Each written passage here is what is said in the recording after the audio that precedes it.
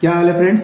आज आपको हम बहुत ही अच्छे प्रश्न लेके आए हैं जो कि यूपी बोर्ड एग्जाम के लिए बहुत ही महत्वपूर्ण हैं और इस समय बहुत ज़्यादा वायरल चल रहे हैं और ट्रेंडिंग में चल रहे हैं। इस समय ये क्वेश्चन ज़्यादा ही पूछे जा रहे हैं पेपरों में, तो इसको जरा ध्यान से समझिएगा। तो ये क्वेश्चन भी आपके बोर्ड एग्जाम 2024 में पूछे जाएंगे। ठीक है दोस्तों, तो कैसे करते हैं देखिएगा। बिंदु 5,0 और माइनस के 12,0 के बीच की दूरी बताइए। जब भी कभी बीच की दूरी कहेगा तो आपको क्या करना है, ये हमारा x1 है, ये y1 और ये हमारा x2 और ये y2 है। तो दो बिंदु के बीच की दूरी का फॉर्मूला लगा देना है। तो दो बिंदु के बीच की दूरी का फॉर्मूला x2 माइनस x1 का whole square plus y2 minus y1 का होल स्क्वायर, ऐसे लगा दीजिए, या x1 माइनस x2 का whole square plus y1 minus y2 का होल स्क्वायर, ऐसे लगा दीजिए। बात एक ही है। x2 का मान हमारे पास माइनस के 12 दे रखा है, x1 का मान हमारे पास 5 है, y2 का मान हमारे पास कितना दे रखा है 0, और y1 का मान भी कितना दे रखा है 0 दे रखा है। तो कितना हो जाएगा, माइनस का ये हमारे पास 17 हो गया। कितना हो गया दोस्तों, 12 और 5 कितना हो गया 17, प्लस का 0 हो जाएगा। तो हमारे पास कितना बचेगा, 17 के बाद 289 होगा और ये हमारा 17 ही इसका मात्रक आंसर आ जाएगा। मैं समझता हूँ कितने आसान तरीके से मैंने समझाया, आपको अच्छी तरह समझ में आ गया होगा। इसी प्रकार से अगला क्वेश्चन जो है ये भी बहुत वायरल क्वेश्चन है, बहुत ही इंपॉर्टेंट है, पेपर में कई बार पूछा गया। कैसे करते हैं देखिएगा। आप इसको 2-3 तरीके से कर सकते हैं। आप चाहें तो पाइथागोरस प्रमेय का प्रयोग कर लीजिए। अगर हम पाइथागोरस प्रमेय का प्रयोग करते हैं तो cot a बराबर 4/3 हो जाएगा। sec a का मान पूछा है उसने, तो हम ऐसे ट्रायंगल बना लेंगे यहाँ पर।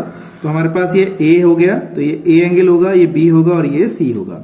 तो आपको याद रखना है LAL अपॉन KKA, तो ये हमारी भुजा का निर्धारण करता है। तो हमें चाहिए cot, तो sin cos tan, cot मतलब आधार बटे लंब। आधार हमारे पास 4 और लंब कितना हो गया 3। इसके सामने की भुजा ये आधार हो जाएगा, ये कर्ण, ये लंब हो जाएगा। अब हमें कर्ण निकालना है, तो पाइथागोरस प्रमेय का प्रयोग कर दीजिए। तो AC स्क्वायर बराबर कितना हो जाएगा, AB square plus BC square हो जाएगा।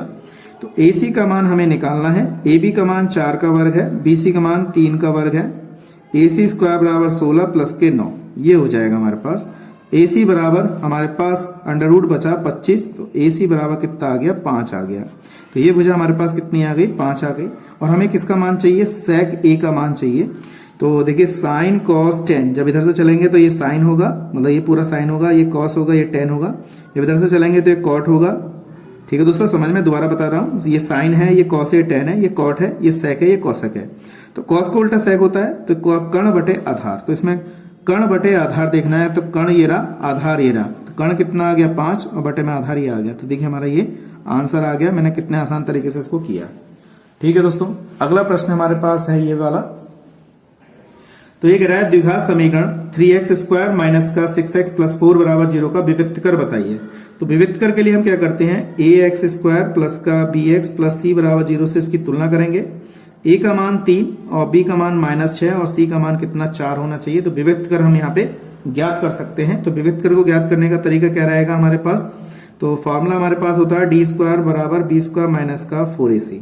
तो d बराबर b की वैल्यू कितनी है -6 का स्क्वायर माइनस 4 इंटू a का मान कितना 3 और c का मान हमारे पास कितना है 4, 6 छंग 36, 4 चौक 16 तिया 48। तो इसमें से घटा देंगे तो माइनस के 12 बचेगा। ये हमारा विविक्तकर आंसर हो गया।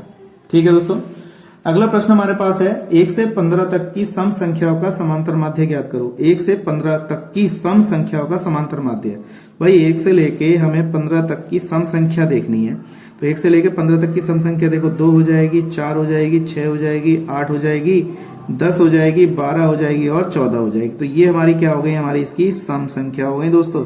तो इसका हमारा फॉर्मूला क्या होता है समांतर माध्य का, x sigma F x upon कितना हो जाएगा, एक्स बार बराबर सिग्मा एक्स अपॉन एन हो जाएगा। तो इसका मतलब है पदों की संख्या का योगफल। तो हमारी इसकी संख्या ये आ गई। तो 2 plus 4 plus 6 plus 8 plus 10 plus 12 plus 14 बटे में 1 2 3 4 5 6 7, ये हो जाएगा। सबको ऐड कर लीजिए, हमारे पास कितना हो गया, ये हो जाएगा हमारे पास 14 और 12 हमारे पास हो जाएंगे 26 और 26 में 10 जोड़ेंगे 36, 36 में 8 जोड़ेंगे तो हमारे 50 और ये हो जाएंगे 56। तो 56 बटे 7, 7 कम 7, 7 अट्ठे 56। तो हमारा समांतर माध्य कितना आ गया दोस्तों, 8 आ गया। तो मैं समझता हूँ ये चीज़ आपको अच्छी तरह समझ में आई होगी। तो आपको घबराने की जरूरत नहीं है, जितना हो सके उतना प्रैक्टिस करिएगा। ठीक है दोस्तों, तो आज के लिए इतना ही। नेक्स्ट वीडियो में मिलेंगे ऐसे इंटरेस्टिंग क्वेश्चनों के साथ। जय हिंद, वंदे मातरम।